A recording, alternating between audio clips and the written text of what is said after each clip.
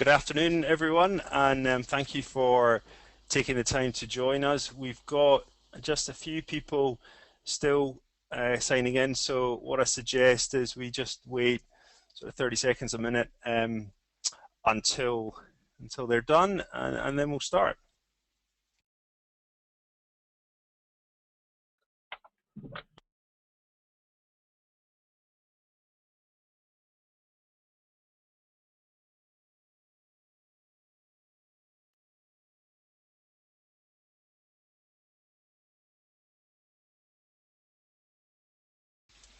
Okay, good afternoon, and good afternoon, everyone. Thank you for taking the time to join us. This is our 6th webinar from McRae&Co, where we're really looking at the challenges faced by today's B2B marketing team.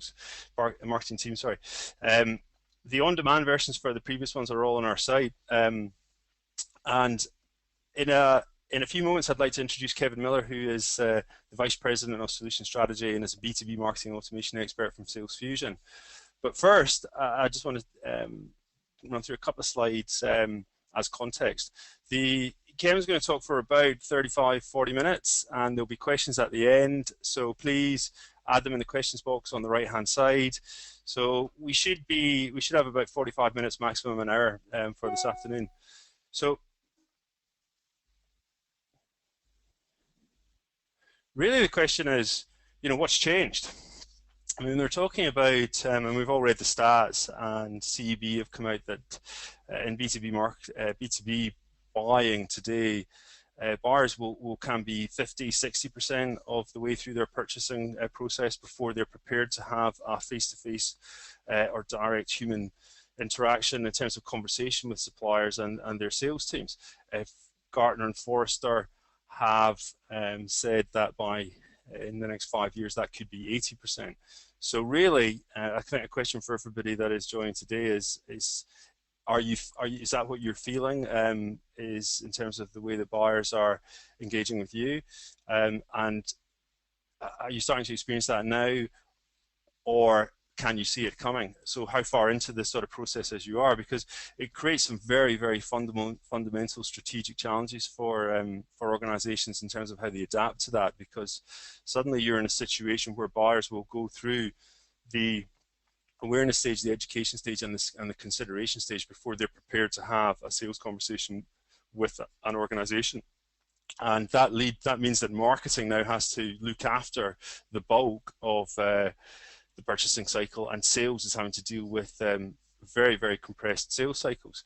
So if you look at how can companies adapt? So CEOs are obviously looking for profitable growth, reliable pipelines, and sales and marketing ROI.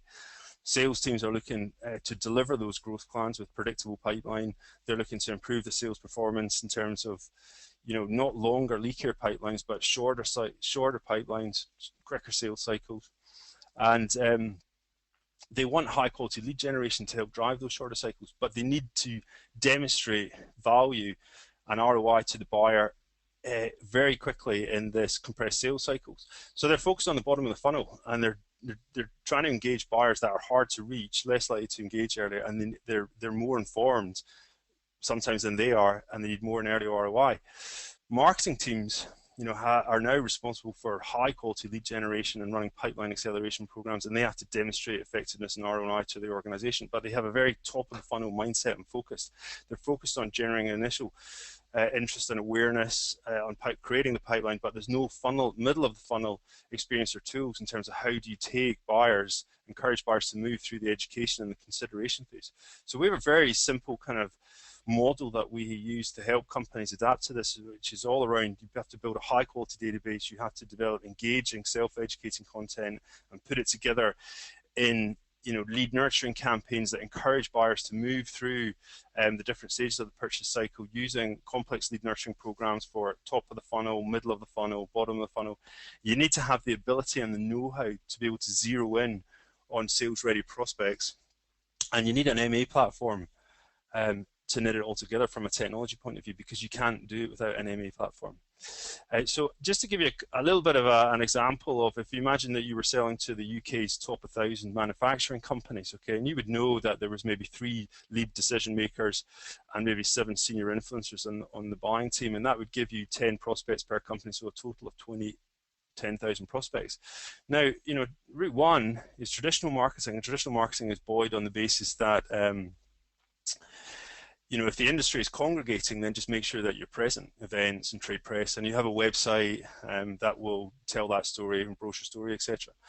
And then route 2 is inbound marketing, which is very much around if the industry is searching or looking online, then make sure you're prominent. So that's search engine marketing, it'll be social media and content marketing. Now, but all of that, you can be brilliant at all those things and you're still flying absolutely blind.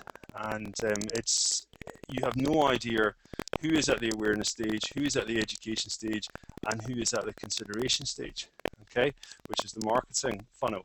And if you can't identify those, then you do not have the ability to identify which people sales should call. Who are the prospects that are ready for a sales conversation? And sales are continuing to try and make contact with all of the prospects and just getting dinged, no return calls, no returned emails, and it's just getting harder and harder and harder because buyers aren't engaging. So that's really top of the funnel, middle of the funnel, bottom of the funnel. And the big issues are that marketing is focused on top of the funnel and sales is focused on bottom of the funnel. But no one's looking at middle of the funnel, which is where the money is.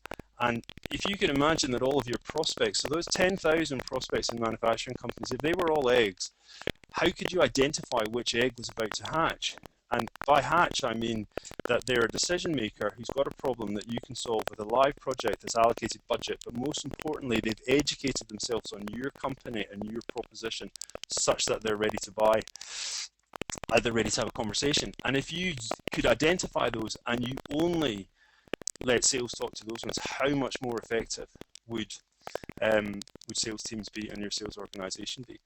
So that's really the model for what we would call through the funnel marketing. And there is a number of tools that, not just MA tools, but other tools that companies can use to help them adapt to this new reality. The tools around self-service data, around lead acquisition, around lead identification, but primarily around what's called marketing automation. And marketing automation is a bit of a misnomer because everybody thinks it's about automating marketing. It's actually all about sales, or the other term for it is lead to revenue management. So on that note, and as a bit of context, what I'd like to do is now hand over to Kevin Miller. Now, Kevin is a principal and VP of Solution Strategy at Salesfusion. He's got more than 24 years of experience in marketing automation, CRM, and database marketing technology, and he's held roles ranging from VP of Sales to Chief Marketing Officer. So it gives me great pleasure to introduce Kevin, who is somebody that's got at least 24, 25 years experience in this field. Kevin, welcome. Thank you, Scott. I want to obviously make sure that everybody can hear me okay. It's an absolute pleasure to speak to everybody today about this topic. And Scott, you can actually go ahead to the next slide and we'll kind of frame out some of the things that we're going to talk about today. So appreciate the introduction. Yes, I have been involved in marketing automation platforms since they started back in about the 2004 timeframe. So I've definitely seen this grow in North America as a nice-to-have product, is something that pretty much every company is starting to consider the need for it. We're obviously seeing that in different geographic regions as well. We've invested heavily in the EMEA market because we're seeing the adoption curve start to really take hold there as well. There's reasons for that, and we'll cover some of these topics today in terms of how self-directed selling has kind of left the sales teams behind in the top and the middle of the funnel, and what this impact is on what we would classify as traditional sales cycles. Talk a little bit about marketing's role in pipeline development, and then how marketing automation acts as a sales support vehicle. We'll even get into a little bit of a discussion around some of the nurture programs, and Scott hit the nail on the head in saying that marketing automation is oftentimes thought of exclusively as a tool to automate marketing communications, when in reality, any email marketing program can do that very effectively. What it's really about is about identifying those leads that are engaging, figuring out who they are, figuring out where they are in the buy cycle, and then getting our sales team connected to them at a human-to-human level. Next slide, Scott. So why is sales left behind? As Scott alluded to, the buyer journey has become self-paced. When we think about what a self-directed engagement looks like by a buyer, they're utilizing the web to find solutions. Pre-social web, before we would have this thing which we would classify as the social web, and we'll define that, people would then go right to the sales engagement stage. Now there's a middle section to this, and that middle section is your corporate website, your blog, social networks, online discussion groups. It's all the things that we have pushed out to the web. And one thing marketers have done a very effective job of in the last couple of years is figure out new ways and new networks to push content out to. What they haven't done a very good job of is figuring out who's consuming that content. And, Serious Decisions is a good analyst firm here in the United States, and they've done a lot of research on this, and they'll tell you that about 70% of a buy cycle is going to be completed before somebody engages with a salesperson. That's risky because you are relying on content to do your selling for you. And if people come to you with preconceived notions of your solution based solely on that, it may be hard to change those opinions if they're not in your favor. And you can go to the next step. Next slide. So the impact of self-directed selling, I call this the lower intestine graphic. And basically what it's trying to describe, it's actually a graph I've done with Forrester Research Group on this evaluation stage. I wanted to call this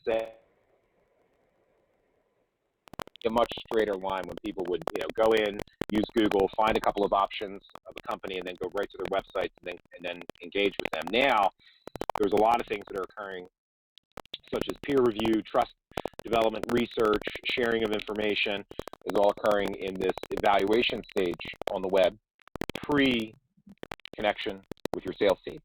And this is where a lot of the opinions are formed. And this is where a lot of that content that we're pushing out into these social web sites, whether it's blog, etc., are all occurring. And again, the visibility of this can be troublesome because there's been so much focus on pushing the content out, there hasn't been enough focus on figuring out how to capture information about what people are doing. Next slide, please. So when we think about the traditional way we sell, telephone-based prospecting, sales prospecting, it has become largely ineffective for a couple of reasons. Firstly, buyers are in complete control of gathering information about you, about your company, about your services, and about your products. If we look at this through the evolution of the internet, pre-web, the only source of information about products, about your products and services, would have been your salespeople. And what buyers would know in advance of purchasing are going to be the brand perception of the company as well as product information. And then as Google came onto the scene, or Web 1.0, people would utilize tools like Google and your website to gather information. And your website at that time would have been nothing more than a digital version of your sales kit. And Google was a way that people would find alternatives and comparisons, particularly through pay-per-click. As we get into the social web and all these different networks where information is disseminated, the source of information are going to be obviously Google, your website, but then peers and colleagues, experts, different types of websites. People are getting information about brand perception, comparisons, pricing, alternatives, etc., and even customer opinions, again, before they ever speak to a salesperson. So the sheer amount of information available today is a good thing, but it's also potentially a bad thing. Next slide, please.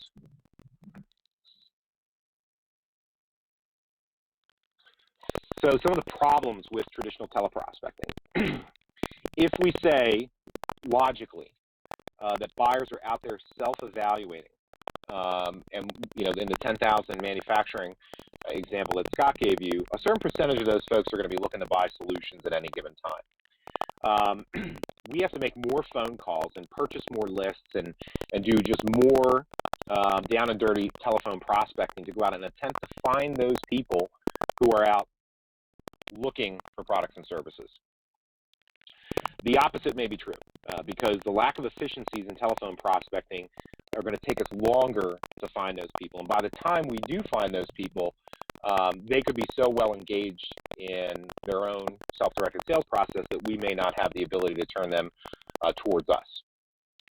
How we find active self-paced buyers is very non-scientific and a waste of time. Essentially what you're doing when you're doing telephone-based prospecting is we're going to get a list of people with one-dimensional criteria. And what I mean one-dimensional criteria is demographic only. I sell to procurement people in manufacturing companies. Therefore, I'm going to get a complete list of people who are procurement at manufacturing companies. I'm going to start calling them to attempt to find one of them who may be looking to buy what I have to sell. It's much more effective if we realize that these people are looking for products and services on the web anyway.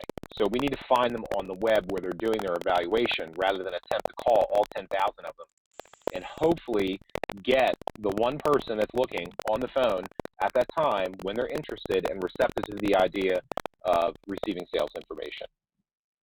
Next slide, please. So how we identify these digital buying cycles, what are the types of data that we can gather with marketing automation platforms connected to CRM systems that can help us identify buyers who may be interested? And there's 4 kinds of data that we can grab. And that's web activity data, campaign response history, form completion, forms and surveys, and lead capture, and then social interactions. So we'll look into these each in a little bit of detail as we go through the rest of the presentation. But let's talk a little bit about the next slide, which will be how marketing automation can actually complement sales. So in a lot of ways, in a lot of companies, and I've had the benefit of sitting down in front of literally hundreds and hundreds of companies that are looking to implement marketing automation over the years. In all cases, there's some kind of a disconnect between marketing and sales. Marketing and sales either don't trust each other, they're working against each other, they have overall different goals. As Scott pointed out in his funnel, they have different areas of focus, and it's the middle ground that ends up getting hurt, which is where a lot of those prospects we need to find are. Buyers are in control of online research, and the social web has removed power from our sales teams. The CRM systems that we have in place today, very mature products. However, customer relationship management systems, what's the first word of that acronym? Customer. It assumes that we're already engaged with somebody. It assumes that we know a lot about them. We've got opportunities, we've got tasks, we've got follow-ups, we've got history with them. Most of the people that we want to talk to in sales, those with the capacity to buy, are not at the level of engagement that customers are at. And customer relationship management systems are really about managing people who we already know who they are. Marketing automation supports the ability to engage with people who are not engaged with us at all yet. We're trying to find those people, and we're trying to facilitate a human-to-human interaction with them. Next slide, please.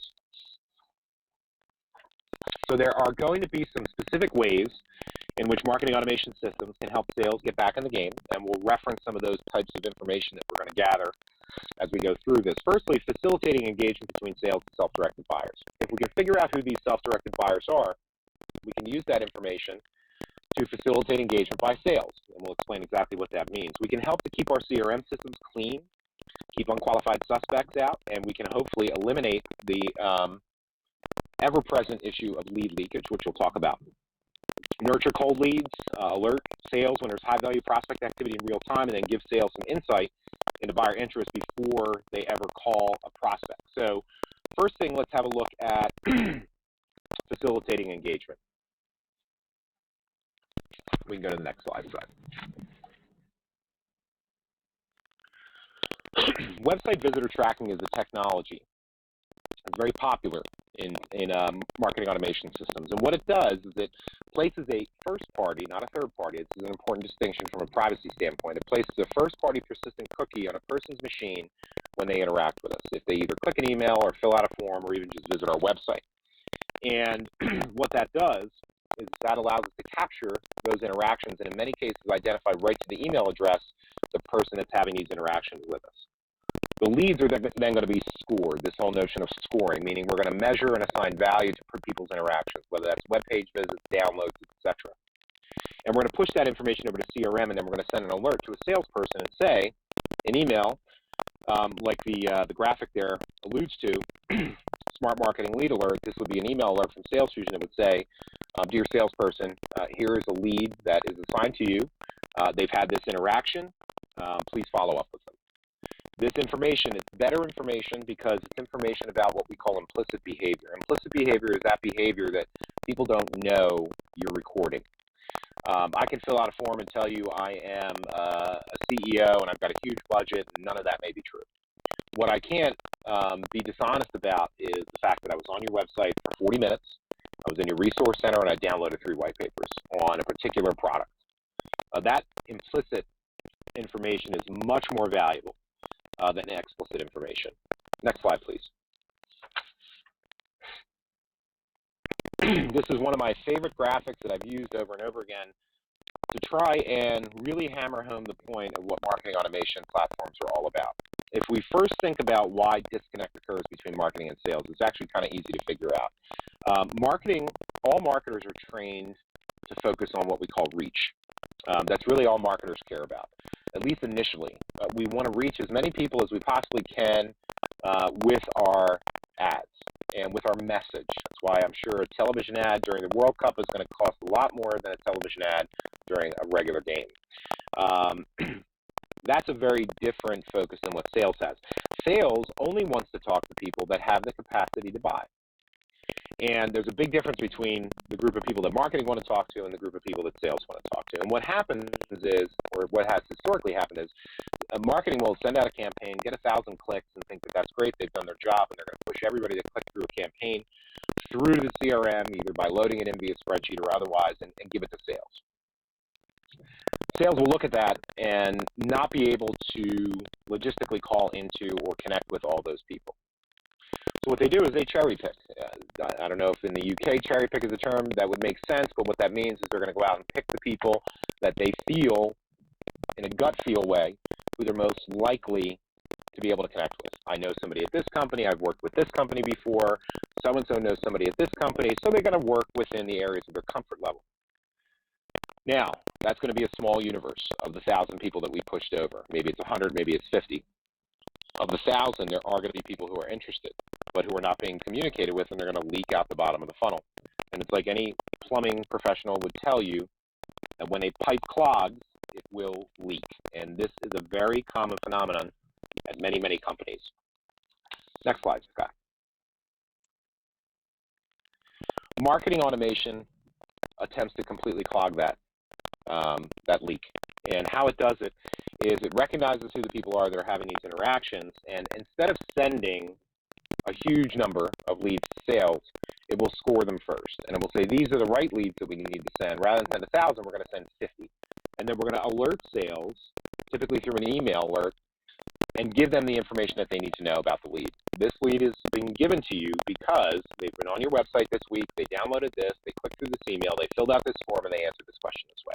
So that information is going to drive meaningful person-to-person engagement. It's also going to help your sales team engage when prospect interest is at its highest, when people are most likely receptive to taking a phone call. Now, we have an entire universe of buyers who are growing up barely ever using a telephone. They live 140 characters at a time, and they live from text message to text message at a time. There is an entire generation of people who are not accustomed to speaking to each other on a telephone. These are going to be the people that we're selling to over the next 10 years, and we need to be prepared for that. We have to put some control back in the sales hands, and we have to keep sales excited and engaged about what we're doing in lead generation, and having a model that allows us to find this behavior, score this behavior, rank and sort this behavior, and then deliver this behavior directly to sales on a silver platter is a good thing. Next slide, please. Excuse me. The information that we have available to us, the insight into buyer interest and behavior that we're able to deliver to a salesperson. We can deliver web engagement. We can tell sales exactly what somebody has done. How did they get to my website? What did they do when they got on my website? And how many times have they been on my website in a certain time period? Which email campaigns have they been opening and clicking? Have they attended any of our events that we're running through the marketing system? Have they completed any forms? And if so, how have they answered the questions on those forms? We can give a complete lead score profile and a complete history. In essence, we're trying to give a total picture of a buyer's interest, and behavior, and present this in a way that sales can digest it and use it in real time. So marketing automation systems should never be standalone systems. They should almost always integrate at some level with the CRM system. And many of the CRM systems that Salesfusion integrates with, we have very deep integration. So a sales rep can look at a record in Salesforce or Microsoft or Sugar CRM or whatever, and they can actually just see right there in the screen, they can click a button and it'll pull up the marketing history that we've been able to gather over time. That's really important data. And it's data that salespeople absolutely love to get their hands on because it's what they're missing right now. Sales knows they've lost control of the top of the funnel. They won't admit it, but they know they've lost control. When they start to see some of this information, they'll begin to realize that this is going to put them back into control, and they're going to be very happy with the information that we can gather from these solutions. Next slide, Scott. Nurturing cold leads, very important. Any email system in the planet can do it. A bulk email, a drip, or a trigger, for the most part. Nurture marketing is vastly different than those three technologies. What nurture marketing essentially is doing is it's combining both marketing and sales actions into a single campaign. In other words, we will add somebody to a nurture campaign, we'll send them a couple of emails, and we wait and see what they do. Do they open? Do they click? Do they go to the website? Do they come back? And if they do, then we can alert sales when there's certain activity that's occurring inside of a campaign that's running. And we can actually bring sales into that campaign and say, okay, now part of this campaign is sales has to make a phone call in this step. And if sales makes a phone call and the person engages, sales can change the status of that lead, and then boom, we'll take them out of the campaign. Or sales can say, continue nurturing, and then we'll keep them going down the path, and then we'll if there's more interaction later on, then we'll prompt sales again to make a phone call. So what we're doing is we're blending the things that sales used to do anyway, but we're prompting them to make calls when, statistically speaking, they have the highest probability of getting a live connection. And that's what these nurture campaigns are really designed to do at the end of the day. People tend to overcomplicate the concept of what nurture marketing is. It's really just a series of email communications with logic built into them to listen for actions and responses, and then tell sales that those actions and responses are occurring, and encouraging them to get in the game, get in the match, make a play. And that's oftentimes going to be having them make an outbound phone call at the right point of a series of communications. Next slide, please. So we talk about nurture marketing. It's the care. It's to encourage the growth through the development of. The process of caring and for encouraging the growth and development of someone or something. Essentially what we're doing with nurture marketing is we're encouraging the development of a lead through our funnel. We're encouraging additional interactions. Rather than just sending an email blast, cross our fingers and hope that somebody does the thing that we're asking them to do, nurture campaigns are typically starting when some action may have already occurred. If somebody comes to my website and we can identify who they are, then we're going to put them in a communication stream with relevant content that we think they're going to be more interested in, and is going to encourage their growth in our funnel by repetitive visits to our website, by encouraging them to download more information, more meaningful information, by encouraging sales to make a phone call and engage with them in more than just email. Next slide, please. There are some metrics that I'd like everybody to consider. 50% of leads that you have at any given time are qualified, but they're not ready to buy today. And 79% of marketing leads never convert into sales. So the lack of lead nurturing is oftentimes the common cause of this poor performance of leads. Part of that reason is much of the follow-up that we do today is left to the gut feel of our sales reps, because we send too many leads, and a certain percentage of those leads are going to could convert if we just did the right things, and we don't do them because we're not giving sales the information. We're not doing the nurturing of the leads that we need to be doing. 61% of B2B marketers send all leads directly to sales, but only 27% of those leads will ever be qualified. We can't send all leads directly to sales. Think back to that funnel. If we send too many leads, it's going to clog, and when things clog, they leak. Leads that are nurtured along, okay? Leads that are repetitively communicated with relevant information, 47% larger purchases than non-nurtured leads. 46% of marketers with mature lead management processes have sales teams to follow up on more than 75% of marketing generated leads. Why? Because we're giving the right leads to the salespeople at the right time and encouraging interactions. Next slide, please. So last 5 years, average sales cycles have become about 22% longer, typically with 3 or more decision makers participating. Companies that excel at lead nurturing generate 50% more sales-ready leads at a 33% lower cost. And lead nurturing emails get 4 to 10 times the response rate. This is the key. Sending out unsolicited bulk email blasts, you're going to have very, very low open rates. When you are sending out nurture style campaigns, you're going to have 4 to 10 times the response rates. And I will tell you that I have 7 years of data in my current system, and that data tells me that my nurture marketing open rates are somewhere in the neighborhood of 25 to 47%, as opposed to bulk email blast open rates, which were somewhere in the neighborhood of 6 to 12%. Companies that do a very good job of lead nurturing, 9% more of their sales reps make quota. And there's a 20% increase in sales opportunities when lead nurturing is involved. So good metrics there to back things up. We look at some of the things that we can do in terms of buyer process and behavior. We can go to the next slide, Scott. What are marketers focusing on today? They're focusing on what we call the new buyer journey, which is the discover, the explore, the engage before we get to the buy stage, establishing processes that are fully enabled by technology, which is going to be things like website visitor tracking. Ultimately, this is going to result in bringing marketing and sales together and having better decisions based on analytics.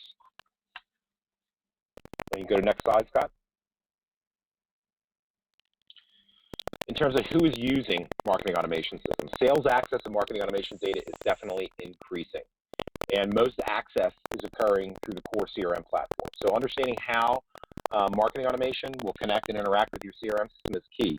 We're presenting data to sales in their native environment inside of CRM. We're not forcing them to go out and log into other applications.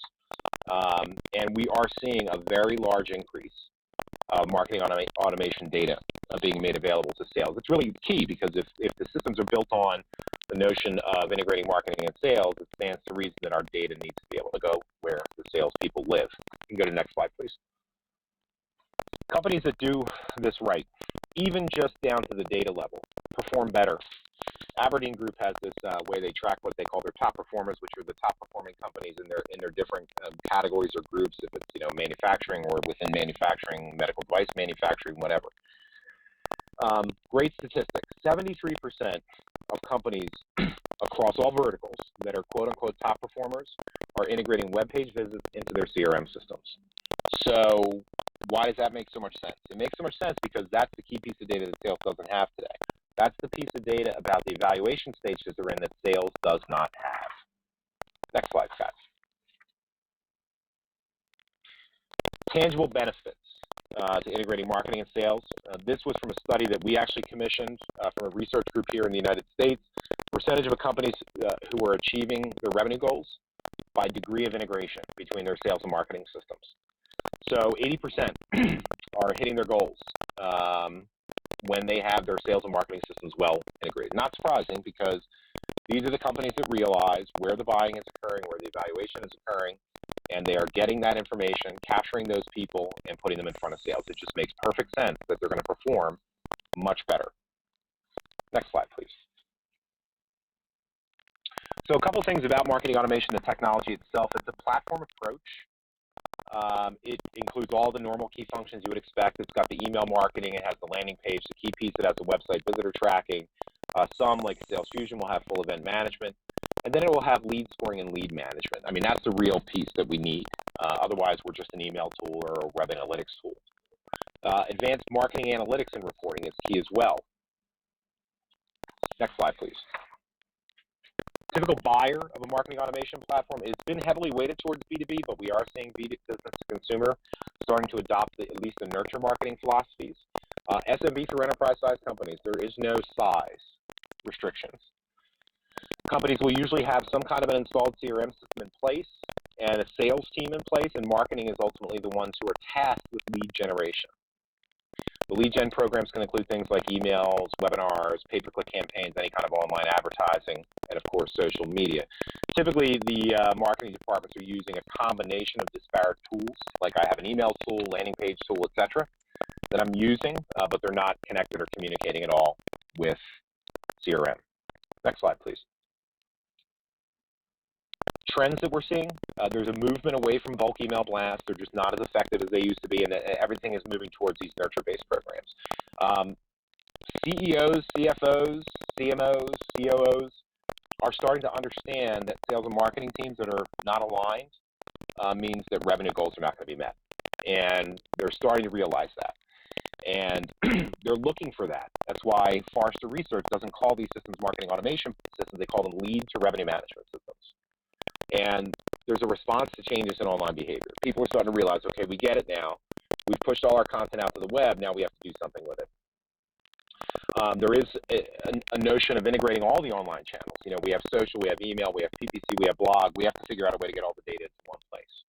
And then finally, a key driver for marketing automation systems is integrating with CRM. In fact, I would tell you that it is the driver that we see on a day in and day out basis. I have a CRM system. Now I need to go out and I need to acquire a marketing automation system that integrates with it. And I think that would bring us to any questions that folks may have on the floor, Scott, or any comments that you'd like to add to that. But hopefully that was a good overview of what this is all about. Yeah, no, I thought that was excellent, Kevin. Thank you. So I've got some specific questions, and we've got a couple of specific questions that have come in. So in the US, I think it would be fair to say that you're probably about, at least 1, maybe even 2 years ahead of the UK in this area. So on the basis of your experience of companies where, they are a couple of years ahead of us, and they've implemented marketing automation platform, how successfully have you seen them be able to adapt to the changes in buyers' behaviors? What challenges, what successes have they had, and what challenges are they facing now? I think one of the biggest challenges that I've seen, Scott, is a lack of commitment to the training side of it. Training and onboarding are two of the most key elements to getting marketing automation right. Companies really need to go into this and understand this is not a bulk email technology. These are enterprise platforms that require discipline, training, and business process management to make them work. We see adoption of lead scoring starting to increase in the U.S., but lead scoring's been around for 7 years, and the adoption of it is still a little low, in my opinion. People are still focusing on event management, email blasts, and landing pages, and they definitely need to get more engaged with the lead scoring piece, and that requires business process management that has nothing to do with technology. Yeah, I think that's comparable to our experiences, and we would call that is that one of the critical things that you've got to do to make this work is you've got to do the heavy lifting, and that's about divesting of legacy processes. It's about getting new, replacing them with the new right things to do, etc. Another sort of interesting stat which I've heard about is that so in the US, in the technology sector, if you take the top quartile performing companies, about 80% of those run marketing automation platforms, but only 25% of them actually think they're doing it properly. Okay, so 75% don't think they're doing it properly. Is that something that you've come across, and why do you think the reason? I mean, apart from the ones we just talked about, any other reasons why you would think? Management buy-in is a big thing.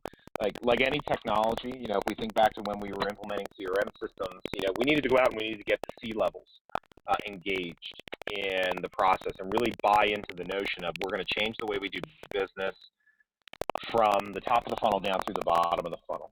And that success oftentimes is a result of, the lack of success that you referenced is oftentimes they may have the technology in place, they may have it integrated in place, but sales is still off doing their thing and marketing is still off doing their thing. And they really need somebody with a chief in front of as the first word of their title to come in and say, no, we're changing the way we do business and this is the way we're going to do it going forward.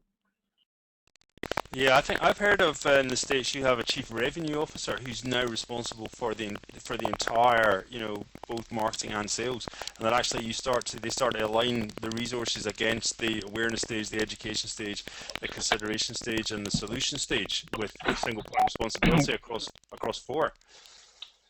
That's a more common title that we're starting to see, absolutely, because oftentimes the marketing lead and the sales lead are very myopic in their vision, right? They only see what they need to see in front of them. So they bring in a new outside person that oversees both of those departments and is a direct report to the CEO and the CFO, and they're responsible for the revenue engine. And to them, oftentimes, these are people coming in with the mindset that the revenue engine is based on marketing and sales working together. So yes, we're seeing that quite frequently. So I've got a great question here, which was one I was going to mention anyway, around data. So it's from David. So MA largely anchors on economies of scale. You need a large and well-kept database to ensure good reach so that you can have the desired numbers moving through the funnel.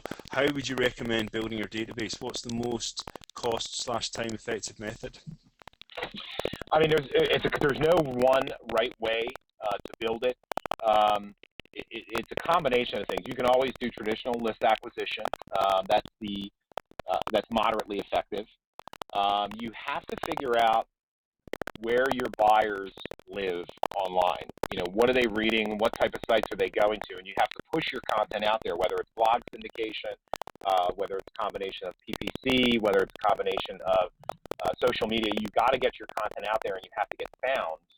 Okay, and you have to have a mixture of what we call gated and non-gated content, right? So put your high-end stuff out there behind a form, but put other stuff out there not behind a form just so that your name gets recognized. It really is a broad-based approach to building that database out. It's a combination of inbound and outbound. And on the inbound side of the fence, it really is multidisciplinary. And, you know, recommendations that I make to folks, if you don't have an inbound specialist on your staff, somebody that is part copywriter, part social media expert, go hire one. These are typically younger individuals that are recently out of school. They've grown up in Facebook. They've grown up in LinkedIn. And these are the people that you need to have on staff that are pumping out content not monthly, but daily. Yeah, I think that's absolutely bang on. I mean, I'll take this off onto a separate email with David as well, because we've got a really great experience of how to build out data, and we can jump on a call and share sort of what we think is best practice. So I've got another question from Paul. So starting from scratch, you know, would the first step to be identify the right CRM system before considering the marketing automation platform? I would basically say it this way. It's a chicken or the egg type discussion. You should go into it considering a CRM system that has a track record of being integrated with by marketing automation systems. And there's certainly a number of those on the market. Salesforce, Microsoft, Sugar, SalesLogic, Sage, NetSuite. They're all going to have a good track record of having the ability to go out to integrate. You know, a no-name proprietary CRM system that doesn't have a universe of ISVs that integrate with it is going to be troublesome. So I would focus on a system that has that kind of track record and that history of being integrated to. All the marketing automation systems that are on the market today will have certain CRM vendors that they specialize in. Certainly our position in the market is we're agnostic, and we integrate with more CRM systems than any other platform in our space. So that's our specialty. But then there's many vendors that'll, you know, be really good at Salesforce, or some that'll be really good at Sugar. So make sure that if you're looking at a CRM system, it has that track record. At that point, in my opinion, it doesn't necessarily matter which one you integrate, which one you acquire first. We have plenty of customers who are going to be moving off a legacy CRM to a new CRM, and they'll run our system for a period of time so that they have a rich history of top-of-funnel data to put into their CRM when they do get that live. Yeah, our experience is also that lots of companies have got real problems with their CRM systems. You know, because they're still mapped onto the old model where, you know, anything goes in, you know, any kind of contact, any sort of information goes into the CRM system. They end up bloated and with poor quality information in them. Nobody wants to work on them. Nobody wants to spend time in them, etc. Where actually, when you look at the new kind of technologies that you need to align in order to adapt to the new realities, you need a big marketing automation platform and a small, stripped down CRM system that just does what it needs to do from managing the sales pipeline point of view, and then maybe a bit of integration into other ERP platforms. So, Paul's another question is: so, what for an SME? What would your recommendation be? For a CRM system? or for an MA, yeah, for CRMs. What CRM systems do you think they should be looking at?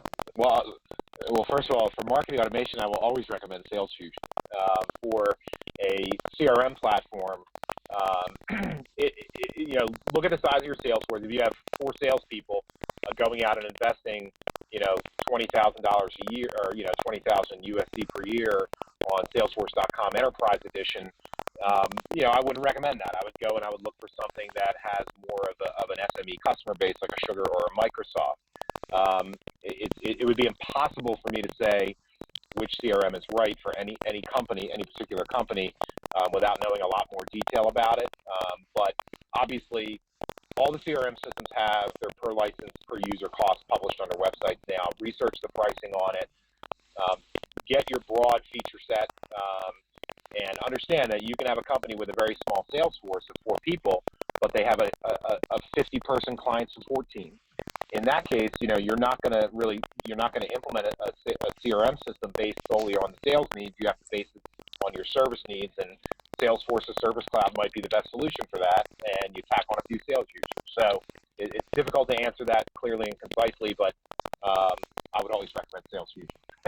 Yeah, we would say that because Salesfusion has got the CRM capability inside of it, that why wouldn't you keep everything in one place, in one system, if it did everything that you needed to do from the functionality set? And so just to close, Kevin, could you give us just a couple of the most interesting kind of anecdotes and success stories that you've experienced as you're traveling around the last 6 months? So, it's funny because when I look at the type of companies that adopt marketing automation, it's such a diverse group. And, we have a company like the Cleveland Cavaliers, which is an NBA basketball team here in the United States. And you would not think, at least on the surface, that there's a company that's going to properly leverage a marketing automation platform. But what they do with the system is they treat every one of their home games in their arena like an event.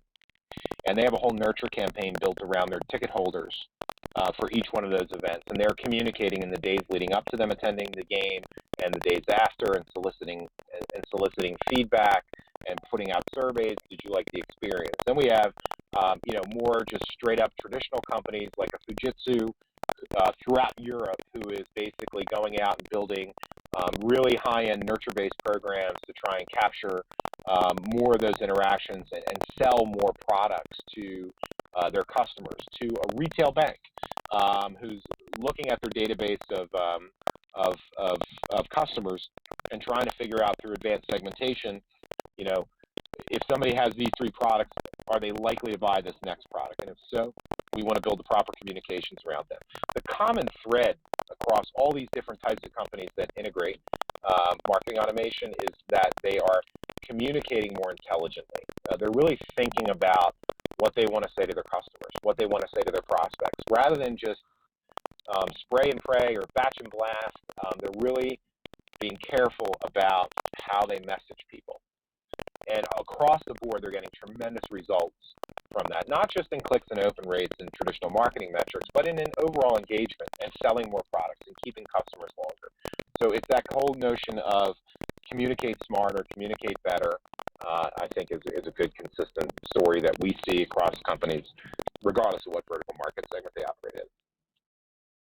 Yeah, I mean, we would say that relevancy and specificity is what drives engagement. The more that you can segment and get the right content and to the right buyers at the right time in the right stage, the more engagement you're going to drive, and the more successfully you're going to be able to proactively tackle, grab the bull by the horns and tackle the buyer's journey, new buyer's journey, and lead them through. And much better for you as a company to be leading them through. And we would say that if you're able to identify a prospect that is an egg that's about to hatch, why wouldn't you take that egg and just put it in your incubator, put your heat lamp on it, put your sales team on it, and because you're more likely to be able to, and do that before competition, because you're way more likely to get them over the finish line. And on the flip side of that is that if you ever receive, an RFI out the blue from a company, and you have not been involved in shaping the questions on that RFI or RFP, then you might as well put it straight in the bin, because that organization will already have 3 preferred suppliers and 1 favorite, and you are just making up the numbers. So, well, look, Kevin, hey, look, thank you so much for joining us today. I think that was a great presentation. We will, we'll obviously publish the on-demand version, and if anyone has any specific questions, then you can, email them directly to me, or contact, Kevin on LinkedIn, or I can forward them to Kevin. And brilliant! What a great session. Thank you. Goodbye. I appreciate it, Scott. Thank you, everybody. Have a great afternoon.